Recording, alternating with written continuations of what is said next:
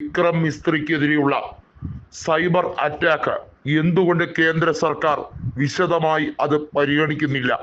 എന്തുകൊണ്ട് അതിന്റെ മേൽ അന്വേഷണം നടത്തുന്നില്ല? കൃത്യമായി പ്രതിപക്ഷം ചോദിക്കുകയാണ്. എന്തുകൊണ്ട് നിങ്ങൾ പാർലമെന്റ് സമ്മേളനം വിളിച്ചു ചേർക്കുന്നില്ല? ജഗദീപ് ധൻഖർ നാഴികയ്ക്ക് 40 വട്ടം പറയുന്നുണ്ടല്ലോ പാർലമെന്റിനാണ് സർവാധികാരം, സുപ്രീം കോടതിക്കല്ല എന്ന്. എങ്കിൽ ആ സർവാധികാരി പാർലമെന്റ് യോഗം വിളിച്ചു ചേർക്കൂ. എന്തുകൊണ്ട് ഓം ബിർളയും ജഗദീപ് ധൻഖറും അതിന് മടി കാണിക്കുന്നു? അപ്പോ സർവാധികാരിയും പരമാധികാരിയും ഒന്നും നിങ്ങൾ ആരുമല്ല. നിങ്ങളെല്ലാം കളിപ്പാവകളായി മാറിക്കഴിഞ്ഞിരിക്കുകയാണ്. അതിന് കൃത്യമായ ഒരു ഉത്തരമാണ് ഇപ്പോൾ ഈ സൈബർ ബുള്ളിങ് നടക്കുമ്പോൾ അവർക്കെതിരെ ഒരു ചെറുവിരൽ പോലും അനക്കാൻ കേന്ദ്ര സർക്കാരിന് കഴിയാത്തത്. സ്വമേധയാ കേസെടുക്കാൻ കോടതിക്ക് കഴിയും.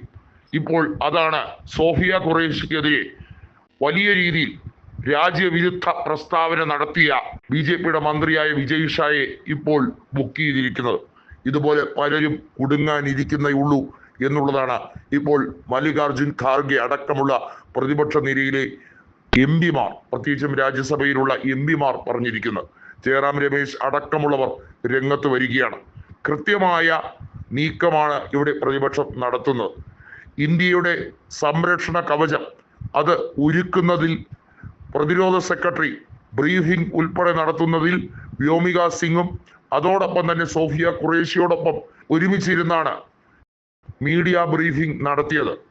എന്നാൽ ഇവർക്കെതിരെയുള്ള സൈബർ അറ്റാക്ക്, അതായത് സോഫിയ ഖുറേഷിക്കെതിരെയും വിക്രം മിസ്ത്രിക്കെതിരെയും നടന്ന സൈബർ അറ്റാക്കും അവർക്കെതിരെ നടക്കുന്ന സോഷ്യൽ ബുള്ളിങ്ങും ഇതൊന്നും കണ്ടിട്ടേയില്ല എന്ന് നടിക്കാൻ കേന്ദ്ര സർക്കാരിന് എങ്ങനെ കഴിയുന്നു?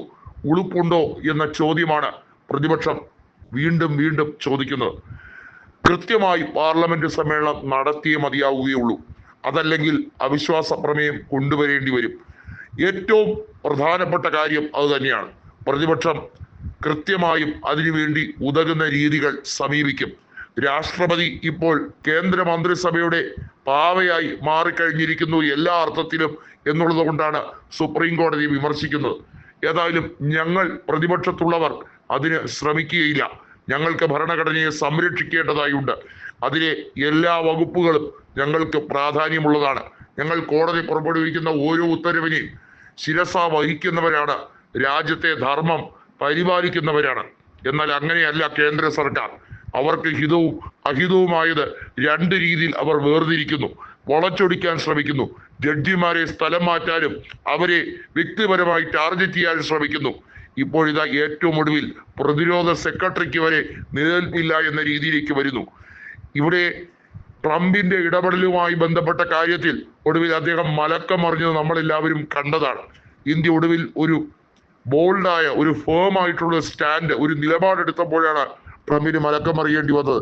നിങ്ങൾ രാജ്യത്തോട് കാണിക്കുന്നത് ശരിയായ പ്രവണതയല്ല എന്ന് പ്രതിപക്ഷം പറയുന്നു. രാജ്യത്തിന്റെ അഖണ്ഡത സംരക്ഷിക്കുമ്പോൾ വിദേശ ശക്തികളെ ഇടപെടാനോ സ്വാധീനിക്കാനോ പോർമുഖത്ത് നിൽക്കുമ്പോൾ സമ്മതിക്കരുത്. എത്രയും പെട്ടെന്ന് പാർലമെന്റ് കൂടുകയാണ് നല്ലത് എന്ന് കൃത്യമായി പറഞ്ഞു വെക്കുകയാണ് ഇന്ത്യ മുന്നണി.